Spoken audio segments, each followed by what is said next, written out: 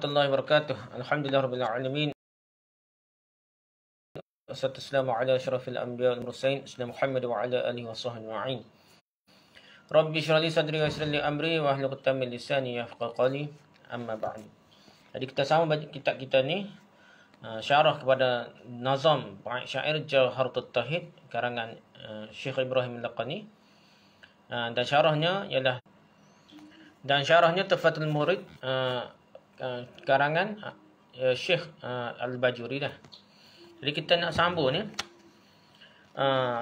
wa khaslatun zamimah dah. Okey, sambung lah setelah habis bab ghibah dah habis dah. Buku akidah tapi benda ni dibincangkan juga kerana pentingnya juga dah. Dah ada kait lah. Sikit-sikit ada banyak walaupun bukan rukun akidah, i'tiqad akidah tapi dia ada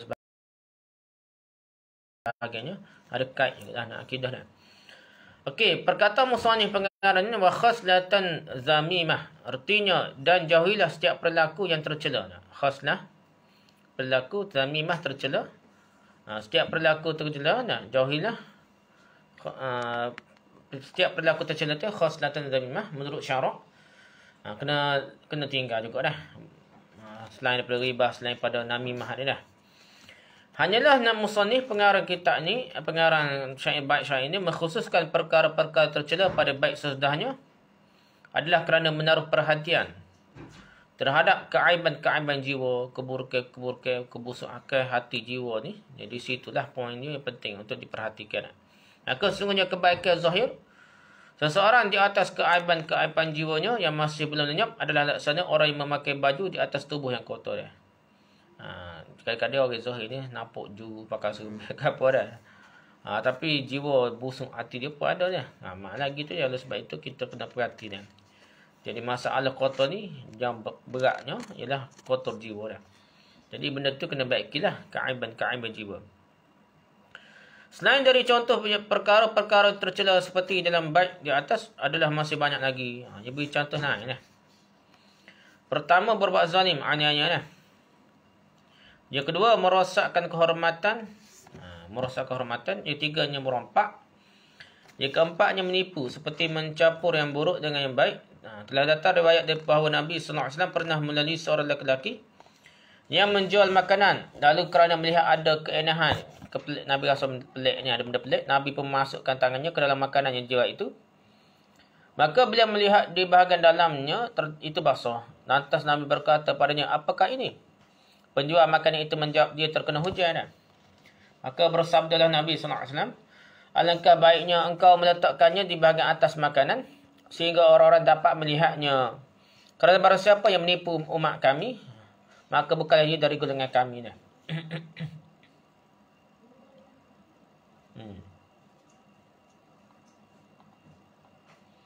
Di ni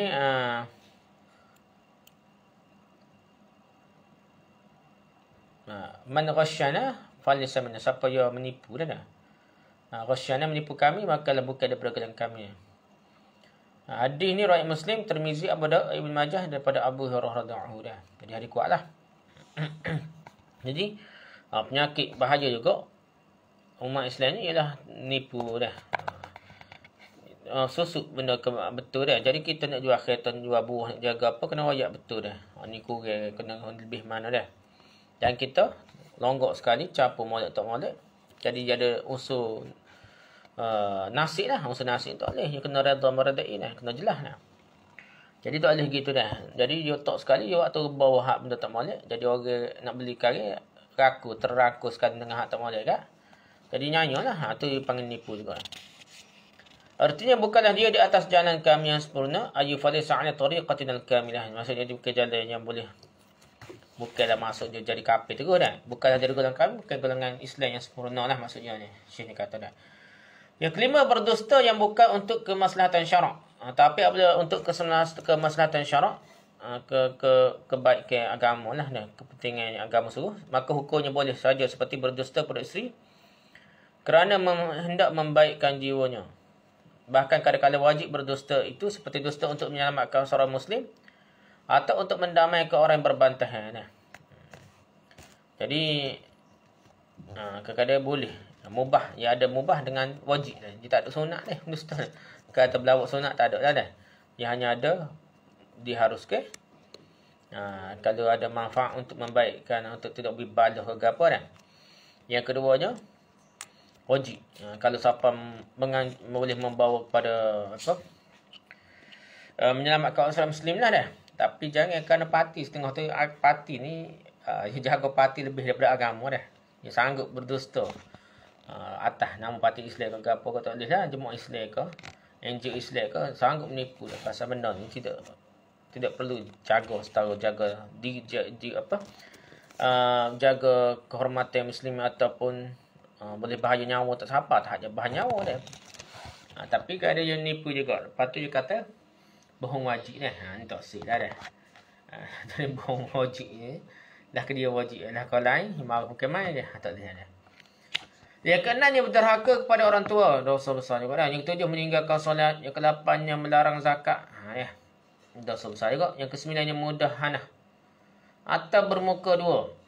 Jika ada padanya kerosakan terhadap agama seperti berterima kasih pada orang zalim atas kezalimannya atau pada orang yang berbuat batil atas kebatilannya, maka haramlah mudahanah itu. Bermuka dua ni haram dah. Kaji ni boleh merosakkan agama dah. Gitulah setengah tu. Sanggup bersekongkol dengan pengkhianat lah, pelanggar janji dah.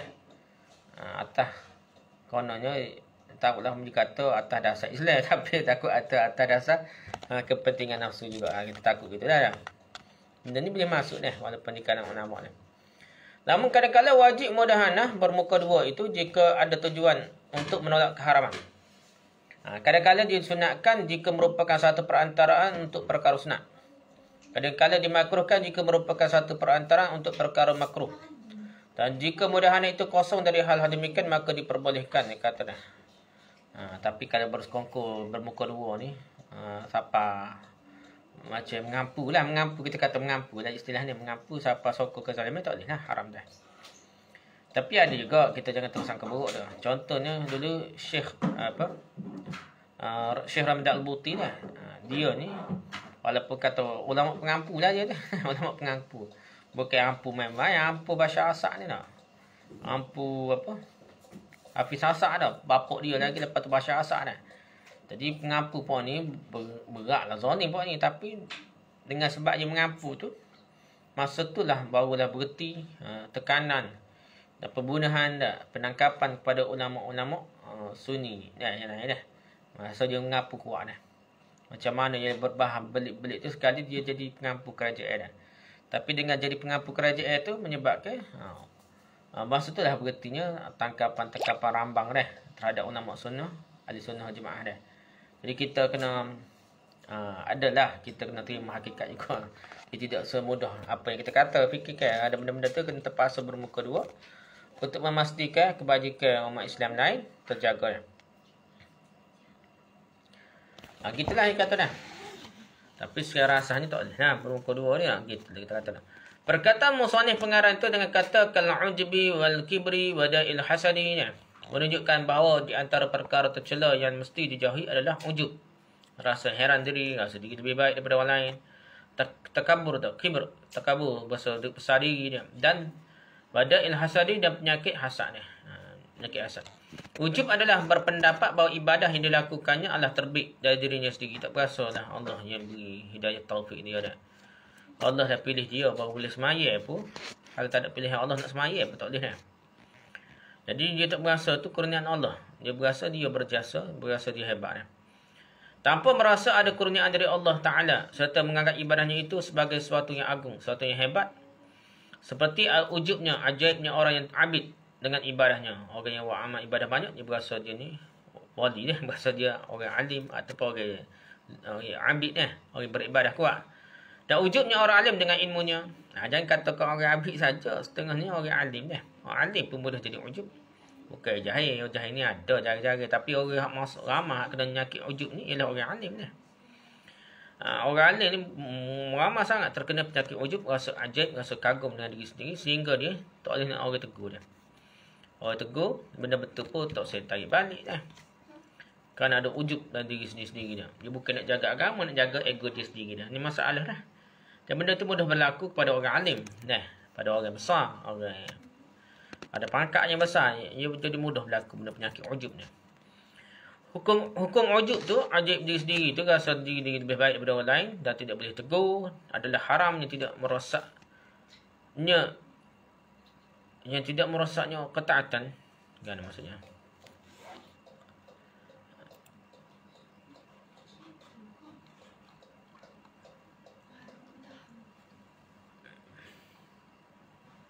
Mana yang kata dia?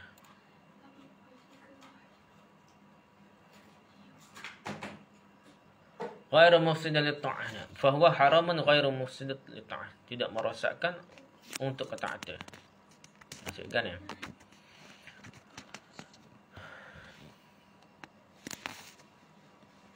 Ia tidak penuh ketaatan ke wujud. Wujud tidak merosakkan ketaatan lagi dia. Tapi wujud tu tak haram lah. Begitu juga riak adalah haram. Ia tidak merosakkan ketaatan lalu dah. Bukan teguh penuh jana ibadah je dah. Jadi riak ni haram, tidak terus merosakkan ibadah-ibadah yang telah dilakukannya. Lain halnya dengan orang yang berpendapat bahawa riak itu dapat merosakkan ibadah tu dah. Kerana yang telah ditasrih, yang telah disorehkan, yang telah dikuatkan, dijelaskan dah. Oleh sebahagian muhaqqiqin, ulama-ulama yang tarjih lah, yang menguatkan satu pendapat dengan dalil Quran dan Sunnah ni, adalah bahawa riak itu membatalkan pahala saja, beserta jatuhnya amalan dalam keadaan sahih. Amalan itu sahih mana pun ia akan jadi jatuhnya tidak diterima oleh Allah SWT lah. Ada pendapat yang sebegitulah. Hak kata riak ni boleh menjahanamkan amal. Macam tak ada amal lah penuh jana dah. Ada kata tidak, dia menguraikan nilai amal saja dah. Hanyalah diharamkan ujub itu kerana dia merupakan adab yang buruk, yang jelek kepada Allah Ta'ala. Kerana tidaklah wajar bagi hamba itu untuk menganggap agung sesuatu yang digunakan untuk bertakarub, mendekatkan diri kepada Tuhannya, melainkan dia mestilah menganggapnya kecil dengan nisbah kepada keagungan Tuhannya. Jadi, dia sepatutnya benda kita beribadah, kita tunduk pada Allah SWT ni, kita kena merasa keagungan Allah SWT. Kita ni Allah, kita ni kalau kita perhati langit, kita bumi ni kecil, kita ni halus, lebih kecil daripada semut ni, kalau tengok daripada atas ni. Kita tengok semut kecil, kita lebih kecil daripada semut. Kalau kita tengok daripada atas tu, tak nampak kita ni, tak suhu sikit abu dah. Dan nikmat Allah yang begitu banyak ni, kita boleh sujud, kita boleh nyawa, kita boleh berfikir, kita boleh gapa-gapa ni dengan kurnia Allah SWT, termasuklah hidayah taufik untuk sujud pada Allah, untuk mengagungkan Allah. Tak ada nilai apa pun diri kita ni di hadapan Allah SWT, tak ada faedah pun kita nak agungkan diri kita, nak rasa heran terhadap diri kita, merasa ajaib terhadap diri kita. Gitulah sepatutnya dah, nisbah kepada keagungan Allah Ta'ala dah. Dan kita nak berasa kita ibadah semaya ke gapa tu adalah kurnia Allah. Dah. Tak ada apa-apa pun kita ni dah. Tak ada benda nak nyehuh sikit abu dah. Tak ada rasa nak rasa hebat sikit abu pun tak ada dah. Berfirman Allah Ta'ala, ma qadarullah haqqa qadrih. Dan tidaklah mereka dapat mengagungkan Allah dengan sebenar-benar keagungannya. Surah An-Na'am ayat 91. Jadi tak mampu dah mengagungkan Allah SWT dengan sebenar-benar keagungan kita ni setara mana pun dah. Keagungan Allah ni setara kita sujud, setara semaya-maya, kalau kita sapa teriak tangis ibadah pun, doa ke sujud ke dah. Tidak ada nilai ni di segi keagungan Allah ni, tak ada lagi dah. Sebenar-benar pun tak sapa lagi kita pengagungan. Kalau kita agungkan sungguh, kita rasa lebih kecil perut, lebih mengagungkan Allah lagi dah. Maksudnya keagungan Allah, kehebatan Allah tu jauh lebih hebat dah. Tak ada gapo-gapo pun kita nak bangga diri kita dah. Di antara yang dapat membantu menolak ujub, perasaan heran diri sendiri lebih baik daripada orang lain adalah bahawa as-sadiqul masduq, yakni Nabi SAW telah mengkhabarkan bahawa ujub itu, rasa heran diri, kagum diri itu merosakkan amalan, yakni membatalkan pahalanya. Ada juga kata ada dalil lah. Maka jika diri engkau ingin untuk ujub, rasa diri lebih baik daripada orang lain, ataupun rasa diri hebat dah, maka katakanlah awadakillahu fil amali khairan.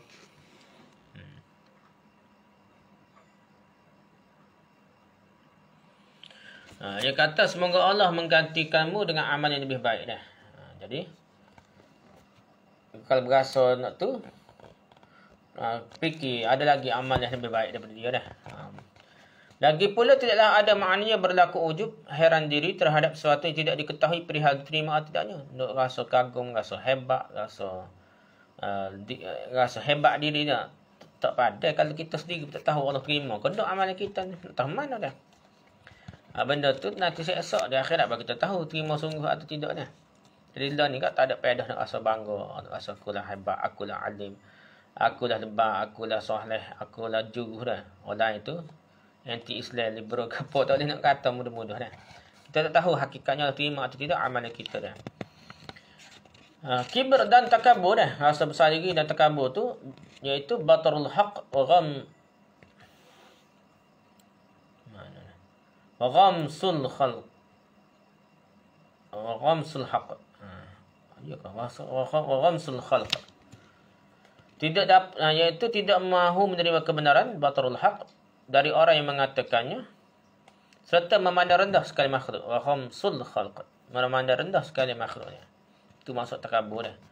Batarul haq, tak usah diterima kebenaran, wa ghamsul khalq, dan memandang rendah sekali makhluk. Jadi orang lain itu tak ada nilai lah, maksudnya debek dah, bukan ustaz ke dah. Kita ni ulama dah. Jadi kita ni kata-kata kita oleh kena dengar, kata-kata orang lain tu tak boleh dengar lagi dah. Pasal orang lain tu siapa dia jahil dah. Jadi kita berasa kita lebih alim, orang itu bodoh, orang awam. Kita lah pemimpin, kita jadi pandai dah. Jadi kita berasa gitu menyebabkan kita telah takabur dah. Inilah tafsiran Nabi SAW dalam hadis Muslim yang berbunyi. Ada hadis Muslim.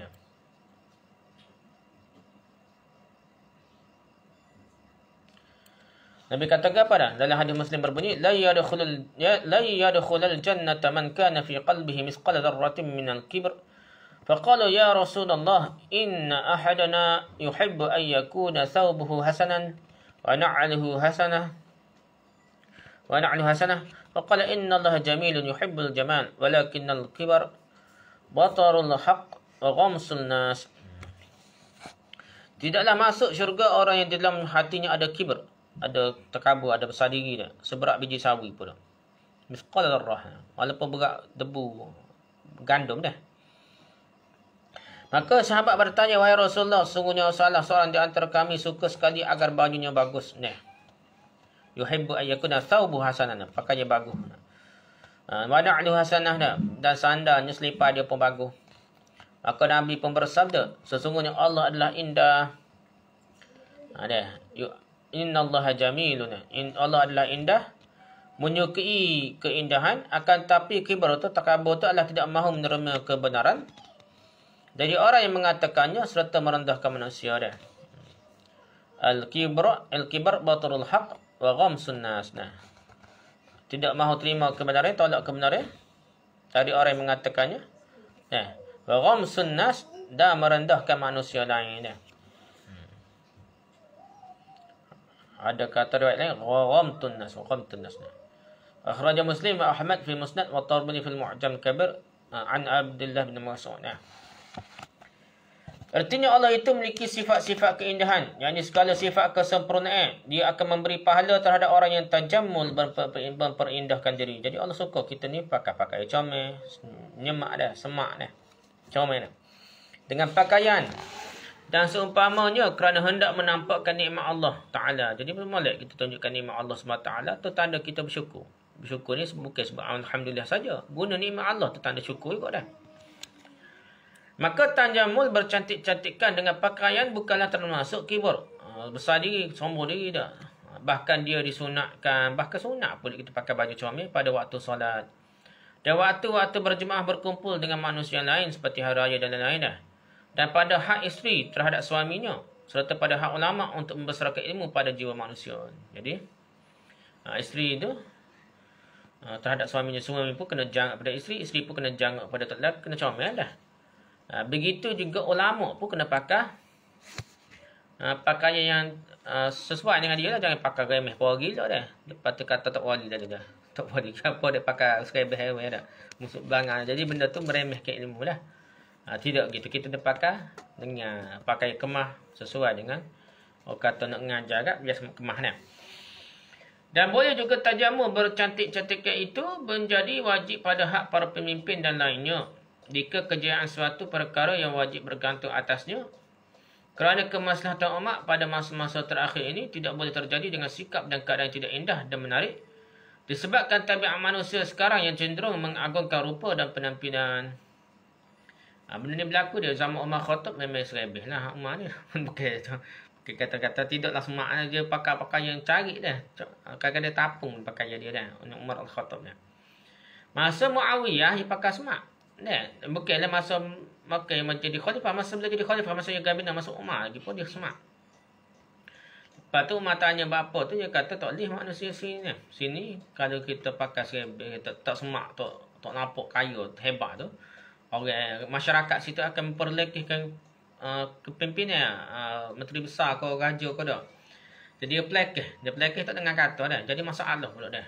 Jadi pasal situ pernah dijajah oleh raja Rom ke gapo, jadi kebesaran pemerintah tu dengan kehormatan pengagungan yang tinggi sangat. Jadi kalau tiba-tiba Islam mereka nampak serebeh pula dah, nampak tidak hebat, tidak nampak semak ni, jadi orang tak dengar kata dah. Jadi oleh sebab itulah Umar pun membenarkanlah Muawiyah pakai dengan keadaan yang semak, yang nampak mewah sikit lah dah, berbanding dengan cara Umar Khattab dah. Jadi Umar Khattab lebih besar pangkat dia masa tu, jadi khalifah dia. Muawiyah ni game benar je dah, menteri besar dah, tapi menteri besar tu lebih semak. Dah lebih itulah negara kaya kan. Jadi Syam ni lebih kaya daripada Madinah. Macam kita lah dah. Negeri kita ni kaya lagi daripada pusat dah. Gitu lah. Beli masjid gitu contohnya dah. Jadi gitu cara dia nak suruh nampak. Pasal negara tu tak boleh nampak. Kata pakai tak serebeh, kaci bodoh tak boleh. Nanti orang pelekeh, rakyat tak dengar kata dah. Berbeza halnya dengan para salafus soleh yang lebih suka mengagungkan agama dan takwa. Zaman dulu, zaman sahabat peringkat awal, dan zaman Umar Al-Khattab, dia tak perlu pakai masjid kau pakai semak sangat dah. Pakai compak, pakai baju tapung Umar Al-Khattab ni, bila-bila gitu pun orang sangat takut dia dah. Kecil perut, hormat ke dia dah.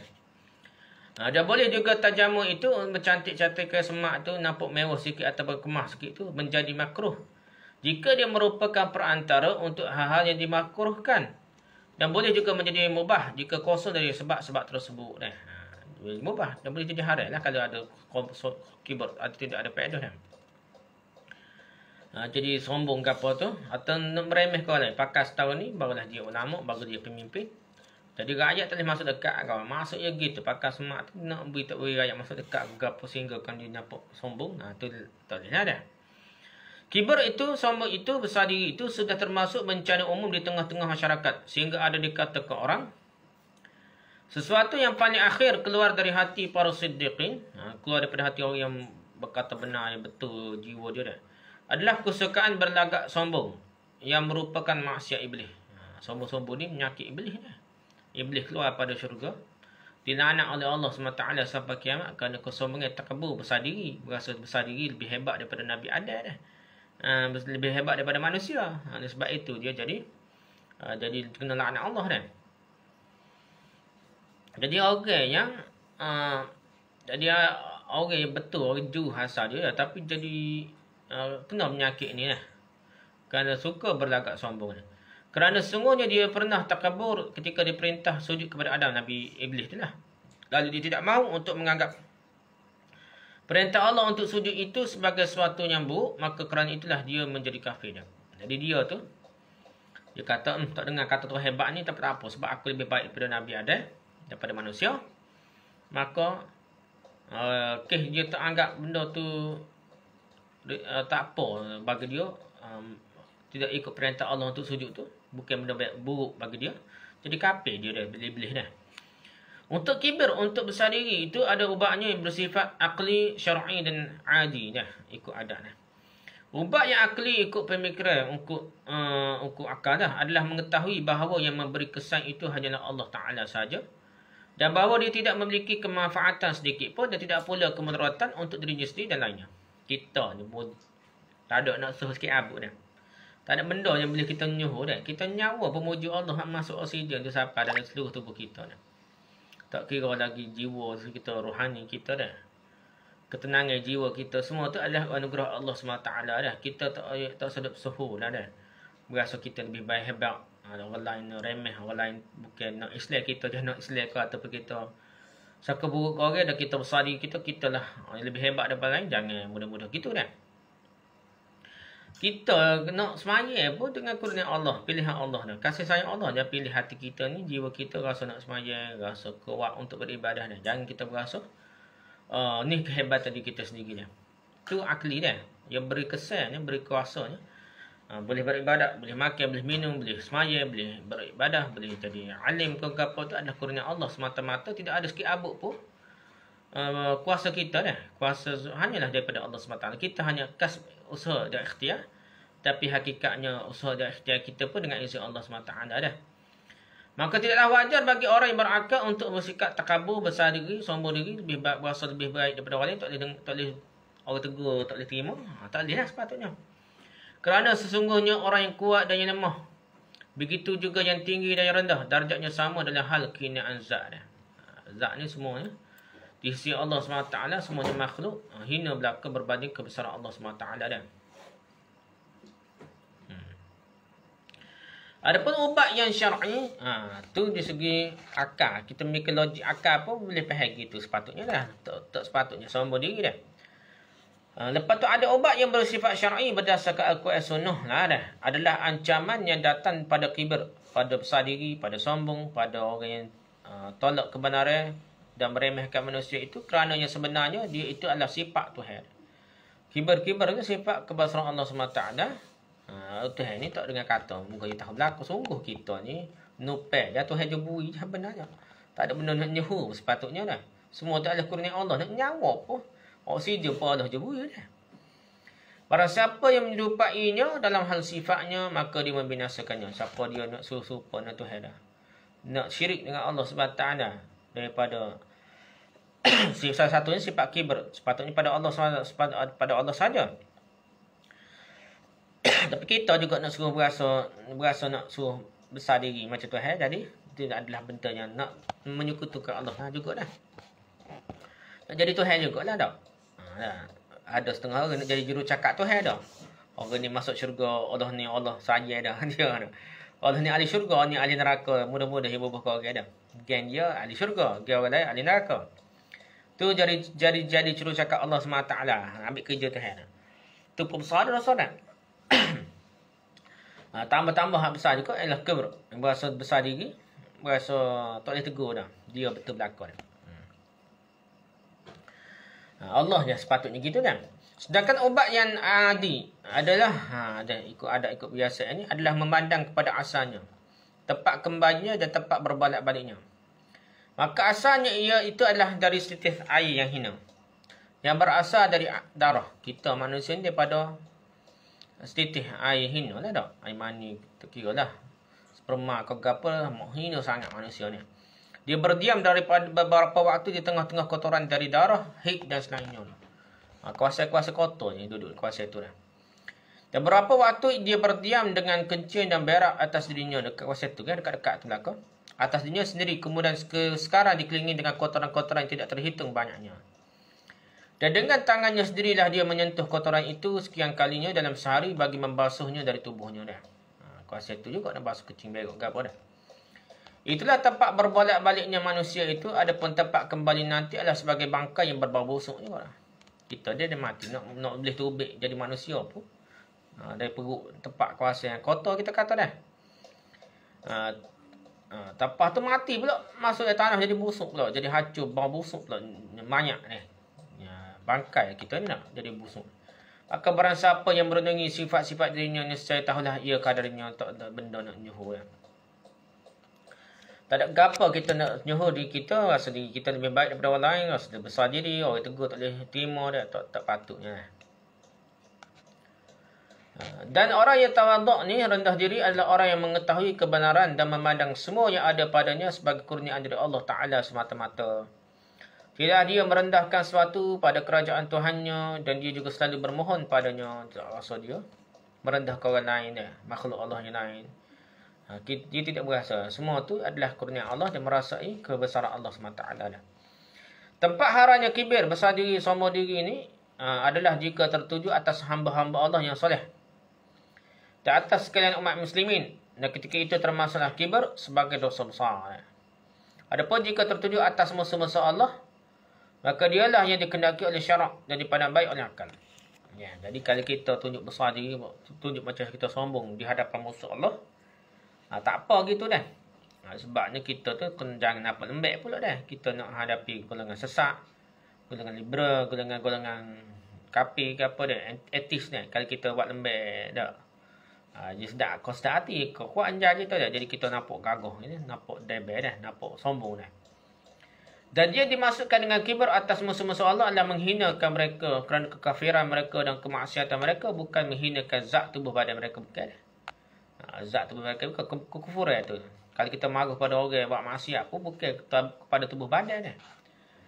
Bukan serai body, kita kata serai maksiat yang dia buat dah. Serai kesalahan maksiat yang buat, bukan serai body dah. Pasal benda ni payah. Orang ni kadang berbolak-balik. Ada orang sekali sesak, lepas tu berimam jadi molek pula. Ada orang curuh mula, lepas jadi sesak pula. Jadi kita tak boleh serai body lah kita kata nak. Kita kena serai hujah benda yang salah tu, konten, isi konten kandungnya. Adapun hasad, maka dia adalah hilangnya nikmat orang lain. Baik dia mengangan-angankannya seumpama nikmat orang lain itu, maka itulah satu keinginan yang terpuji dan kebaikan. Selagi dipanggil kriptah. Dia bukan hasad, dia panggil kriptah. Iaitu dia ni, dia cuba tandil lah. Orang lain kaya, dia nak usaha kertanya. Bukanlah dia deki. Kalau boleh nak kena bakar kedai orang dah. Bukan gitu dah. Tapi dia ni, panggil deki juga. Tapi deki dengan keadaan yang berlumba-lumba dah. Badi hebat dah. Orang lain kaya, dia nak kerja kuat. So jadi kaya juga dah. Lepas tu dia nak sedekah kuat dah. Dia begitu tak apa. Waktu kata terpuji pula dah. Sebagaimana pada riwayat Ibn Mas'ud radhiyallahu bahawa Rasulullah SAW bersabda, la hasada illa fi ithnain, rajulin atahu Allahu malan fasallatahu ala halakatihi fil haqqi, wa rajulin atahu Allahu al-hikmah fahuwa yaqdi biha wa yu'allimuha.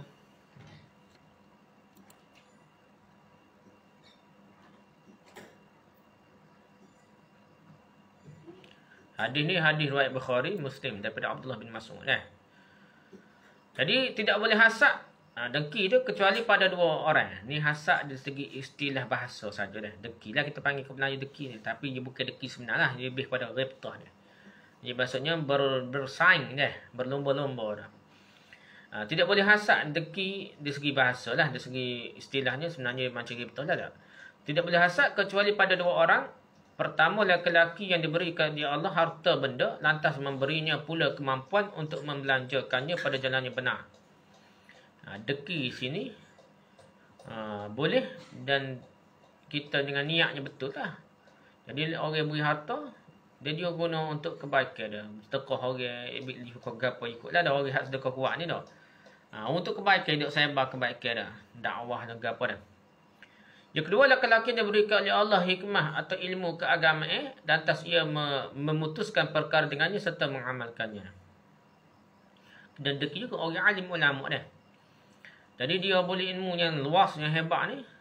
Lepas tu dia boleh beri fatwa, boleh mengajar orang, dia boleh mengajar orang. Lepas dia pun beramal dengan ilmu dia juga. Bukan ajar orang saja dah. Jadi kita boleh deki di segi kalau niat nak serupa dengan orang itulah. Lepas tu cuba bersaing dah. Cuba bersaing nak cari harta banyak, boleh sedekah kuat.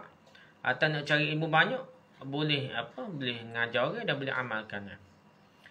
Dalam hal jeleknya hasad,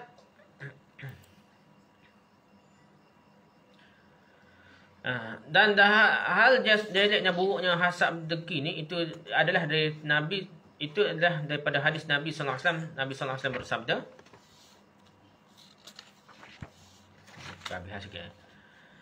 iaitu iyyakum wal hasad fa innal hasada ya'kulul hasanati kama ta'kulun narul hataba. Jauhilah perbuatan hasad dengki itu, kerana hasad dengki itu memakai kebaikan kerana api memakai kayu bakar.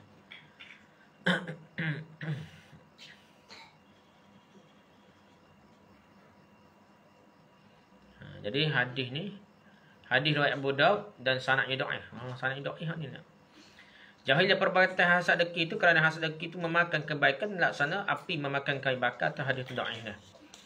Ubat untuk hasad dengki adalah memikirkan ancaman Allah serta keadaannya sebagai satu adab yang buruk kepada Allah Ta'ala. Dan deki-deki ni buruk. Terpandai kita deki. Semua tu kurnia Allah. Orang itu kaya, orang itu boleh kereta besar, orang itu boleh pangkat, orang itu boleh jawab tetap, orang itu gapo. Tu kurnia Allah berlaku dah. Kita kena bersyukur apa yang ada ni. Kita ada lagi waktu daripada kita dah. Kerana itulah sebagai ulama berkata, ala qul liman bata li hasidan atadri ala man asa'tal adab asa'ta ala Allah fi fi'lihi ka'annaka lam tarda ma wahab fakana jazaa'uka an khassani wa sadda 'alika tariqat talabi. Wahai, katakanlah kepada orang yang bermalam sambil berhasad deki-deki orang lain tu padaku dah. Berhasad padaku, berhasad padaku ni. Sambil berhasad dengki padaku, tahukah engkau atas siapa engkau menjelekkan adab, memburukkan adab tu? Ni sebenarnya buruk adab pada siapa dia? Sikapmu sudah tidak baik atas Allah dalam hal perbuatan Allah. Allah yang beri rezeki pada aku ni, mendeki apa ni dah. Seolah-olah engkau tidak pernah redha terhadap apa yang diberikan padamu. Mendeki ke aku, deki ke siapa-siapa dah dah. Seolah-olah tidak bersyukur pada Allah yang beri nikmat mustara tu dah. Maka sebagai balasanmu adalah bahawa Allah telah menghususkan aku dan menutupkan pintu permohonan atasmu. Jadi, mu ni deki saja tapi mu pun tak boleh nikmat aku. Dah. Lepas tu permohonanmu pun tak boleh juga. Kerana hati perutmu deki saja, tak ada faedah sikit abuk dah. Rugi. Pas dunia akhirat rugi dah. Itulah lebih kurang dah. Jadi tak ada faedah sikit abuk kalau deki dengan deki tak adilah. Deki yang tidak nak suruh orang hilang nikmat, tapi bukan deki dengan cuba bertanding lawai balik. Belum betul tak apa dah. Dan di antara ucapan Abu Hanifah radhiyallahu in yahsudu ni fa inna ghairu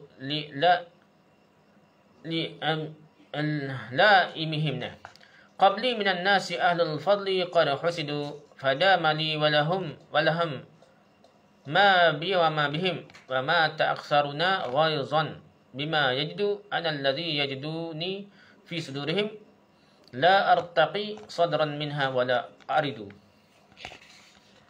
Maksudnya dah.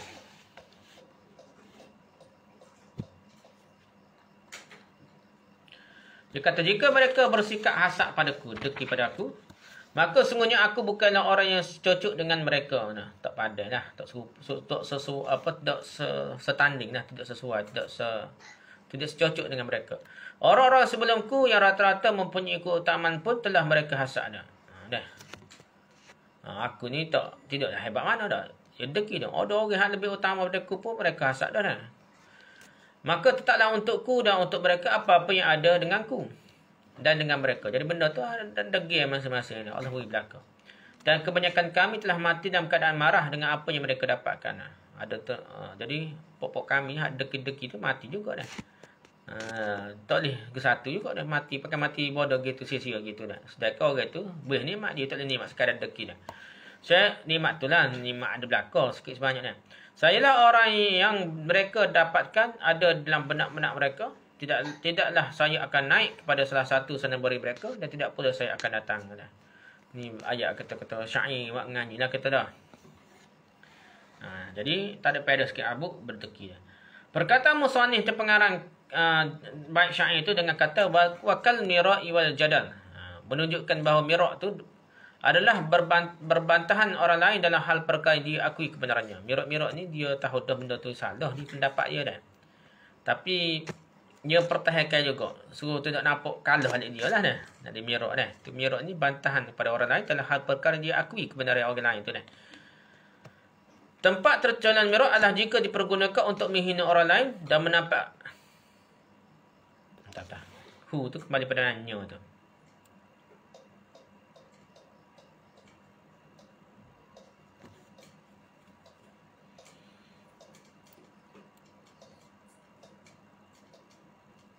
Ya rekah ni.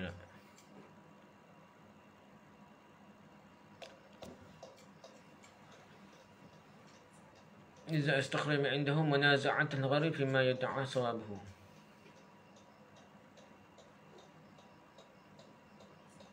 Kau jangan anggap dia benar. Bukannya tu kembali pada orang yang dia bantah dia. Nya tu kembali pada diri dia. Bantahan kepada orang lain dalam hal perkara dia akui kebenaran diri dia. Kena tak? Mirak ni. Gitu lah. Bukan nyata orang lain, benar-benar. Tempat tercelanya mirak tu, tempat itu adalah jika dipergunakan untuk menghina orang lain dan menampakkan kelebihan diri sendiri atasnya. Kalau mirak ni, walaupun dia betul setengah mana pun, dia tulis, bapa nak debat ni suruh nampak orang lain bodoh ni. Bukan untuk menyatakan kebenaran, tapi untuk menampakkan orang lain tu nampak bodoh. Cerita sekedik lah. Jangan itulah. Dalam hadis yang sahih ada disebut, dalam hadis bukan sahih dah, adalah hadis ada disebutkan halakal mutanatti'un salasan. Mana halakal mutanatti'un? Okey. Hadis ni hadis riwayat Muslim daripada Amr bin Mas'ud, hadis sahih lah. Halakal mutanatti'un salasan. Binasalah orang-orang yang terlampau memperdalamkan perbahasan. Ada dengar tu orang pelajar detail perbahasan, sedangkan dia tidak perlulah ilmu sampai tahap tu dah. Kadang-kadang bukan ilmu, maksudnya nak bahan benda-benda yang bicara, benda yang tak ada dalil pun dah. Benda tu kadang hukum akal, hukum gapo logik ni hak tu jadi payah nak faham tu dah. Nabi ucap 3 kali dia mutanatti'un salasana. Halakal mutanatti'un, yang berdalil, yang tanattu', lampau-lampau dalam mendalam ni dah. Tabrani melakukan ataupun jenis orang, contohnya biasanya jadi telajuk nak suruh rata Ismail siapa wasmah, tu jadi mutanatti'un juga dah. Tu adik-beradik dia tu mutanatti'un, doa lalu dia melampau-lampau dalam nak suruh sempurna ke, atau mendalami satu perkara secara mendalam sehingga keluar daripada dalil pun nak bahas lagi. Jadi itu mutanatti'un dah. Ataupun beribadah yang lebih melampau-lampau, itu juga mutanatti'un dah. Nabi tak ajar pun buat juga jadi bid'ah pun tak apalah, yang penting bid'ah hasanah ni. Sedangkan benda tu melampau, lebih daripada Nabi ajar ni. Itu mutanatti'un juga dah. Tabrani mengeluarkan satu hadis marfu' dari Sauban. Dia kata apa dah? Sayakunu fi ummati aqwamun yaqlituna fuqaha'ahum bi'adlil masaili ulaika syiraru ummati. Mana hadisnya? Itu ayat. Ya, tak ada ayat dah, hadis riwayat mana tak ada ayat ni. Jadi dia pentahqiq ni bukan saya tengok mula, bukan Syekh apa ahli jemaah, bukan orang lain ni. Saya tengok salah gana itu. Jadi kitab ni bukan Syekh ahli jemaah, tahqiq orang lain ni. Tapi tak apalah, yang pentingnya sininya dia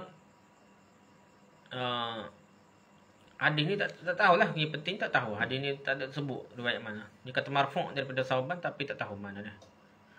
Maksudnya akan ada pada umatku seberapa kaum yang menyalahkan fuqaha mereka. Tok guru fakih alim dari fiqh ni dia salah ni. Dengan permasalahan yang sulit. Dia bicara detail sangat dah. Kalah tok guru, tok ustaz ni. Mereka itulah sejelek-jelek umatku, tapi masalahnya hadis ni tidak sahih dah, tidak tahu mana dah. Adapun jika mirak itu adalah untuk membenarkan sesuatu yang memang hak, dia tahu benda tu betul, dan menyalahkan sesuatu yang memang batil, memang benda tu bukan nak jatuh orang, tapi kalau tak betul ni boleh jadi sesak orang dah, kalau tak cerita benda betul ni. Maka terpuji dah dia dari segi syarak, walaupun mirak itu dari anak kepada bapaknya, hingga jadilah dia kehudakaan terpuji dia. Jadi kalau benda tu boleh jadi sesak, bahaya dah tu. Syiah ke apa pasal debat ni untuk mengelakkan daripada kesatuan, jadi terpuji pula. Adapun cadar pula cadar maka dia adalah penolakan seorang terhadap lawan debatnya tentang kerosakan perkataannya dengan menggunakan satu hujah, bermaksud dengannya untuk mentasih perkataannya itu. Gitu. Mirak ni dia betul orang tu, kita ni kita betul dah. Cadar ni kita salah dah, tapi nak suruh jadi betul juga gitu, lebih kurang dah. Berdasarkan takrif ini, maka perbezaan antara mirak dan jadal adalah bahawa jadal itu merupakan satu bantahan yang datangnya dari arah orang yang punya qaul yang menolak kerosakan yang ada pada qaulnya itu. Sedangkan mirak adalah bantahan yang datangnya dari lawan bicara atau lawan debat. Mirak tu bantahan yang datang daripada lawan bicara. Jadal pula datang dari arah orang yang punya qaul yang menolak kerosakan yang ada pada qaulnya itu. Jadi orang yang bicaranya pendapat dia yang salah. Mirak ni pendapat orang yang salah, gitu lebih kurang dah. Jika dirungi secara mendalam pada mirak, maka mirak dan jadal itu sebenarnya sama maknanya saja. Dan pada ketika itu takrifan keduanya adalah muqalamatul hujjati, mengimbangi hujah dengan hujah. Kalau kira sebenarnya maksudnya hampir sama dah, mirak dan jadal ni dah. Tempat haramnya jadal adalah jika untuk merosakkan qaul orang lain dah. Nak jadi nampak pendapat orang yang salah dah. Berbeza hanya jika untuk membenarkan yang hak dan menyalahkan yang batil. Jadi ginilah, mirak ni orang duk cara ni pendapat orang lain. pendapat dia ni betul dah, ni menyalahkan pendapat orang lain. Yang berbahaskan pendapat orang lain tu mungkin salah, pendapat dia betul dah nah. Jadal ni pendapat dia mungkin salah, pendapat orang lain tu betul dah. Jadi pertahankan pendapat dia lah, jadal tu dah. Tu secara asasnya, tapi di segi sebenarnya, di segi bahasanya serupa je makna dia, muqalabatul hujjah al-hujjati. Okay. Tapi kalau berbeza hanya jika untuk membenarkan yang hak dan menyalahkan yang batil, tak apa dah. Berkata Imam Syafi'i, aku tidaklah bermuzakarah dengan seseorang untuk maksud mengifhamkannya. Yang ini menjadikannya tidak dapat berkata-kata dah. Bukanlah aku nak berdebat tu siapa dia, terkelu lidah dah. Siapa tak boleh nak kecek dah, bisa doa dah. Imam Syafi'i ni tidak gitu dah. Hanyalah aku bermuzakarah dengannya untuk menampakkan yang hak dari segi bahawa dia itu memang hak dah. Jadi dia berdebat tu untuk suruh nampak kebenaran dah. Dan dia suka kebenaran itu datang daripada lawan bicara dia. Dan benda tu kadang-kadang walaupun secara umumnya salah, tapi ada benda terperinci dia betul. Nak topeng ilmu hak tu ada. Gitu. Bahkan kita ni, kita berdebat tak molek, tapi kita tengok ulama berdebat ni kadang-kadang boleh nak tambah ilmu kita banyak. Bahas tu kadang bukan benda poinnya bahas tu, kadang benda lain kita boleh topeng dah. Perbahasan ilmiah dia dah. Berkata musannif pengarang dengan kata fa'tamid, maksudnya adalah sebagai pelengkap baik syair saja. Namun terdapat juga isyarat musannif pengarang ni dengannya untuk menunjukkan selesainya fan aqaid, selesainya apa kita ilmu akidah hak kita bincang ni. Ilmu takhasus, ilmu khusus dalam bab akidah ni habislah kita perbincang kita. Dengan demikian artinya adalah maka berpegang teguhlah kamu dengan akidah yang telah aku sebutkan, kerana itu adalah mazhabnya ahli sunnah wal jamaah. Apa yang telah disebutkan oleh musannif pengarang mulai dari wajtanib na'imah hinggalah wakal mirai wal jadal fa'tamid adalah satu takhliyah. Takhliyah ni pengosongan dari sifat-sifat yang tercela dah. Untuk menuju kepada tahliyah, iaitu penghiasan dengan perilaku terpuji sebagai yang akan disyaratkan pada bait berikut ini. Jadi kaedah kita nak bersih hati, kena buai dulu sifat tercela, dia panggil takhliyah dah. Khala takhliyah tu maksudnya kosong lah dah. Khalwat apa kata bersunyi diri tu dah. Begitu juga maksud takhliyah sini, buai dah, kosongkan jiwa kita dari sifat-sifat yang tercela, sehinggalah kita boleh masuk tahliyah, iaitu masukkan sifat-sifat baik.